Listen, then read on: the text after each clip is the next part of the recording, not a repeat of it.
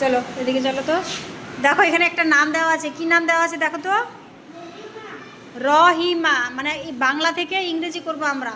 এটাকে তুমি ভাগ করো, কয়বারে উচ্চারণ করা হচ্ছে, এই ওয়ার্ডটাকে কয়বারে উচ্চারণ করা যাচ্ছে। র, যোগ চিহ্ন দাও, হি,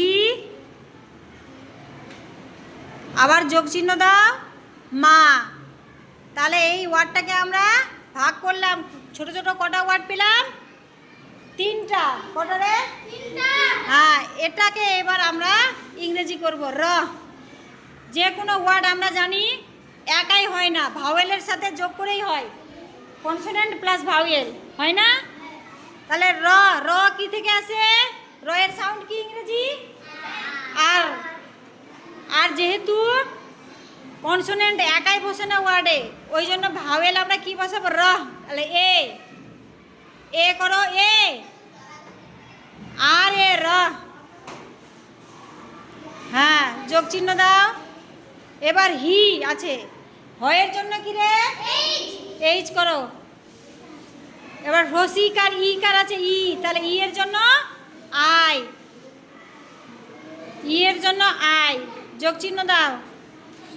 এবার ম, ম, ম কি থেকে রে? এম। এবার আকার আছে, আকারের জন্য এ ভাওয়েল। এবার সবটি এক জায়গায় করো। র, হি, মা, আর এ,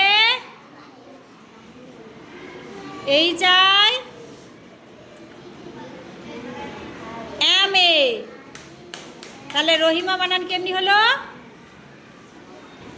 পড়ো এবার। হ্যাঁ, এইচ আই, আর এ, র, H I, he, M A, মা, রহিমা।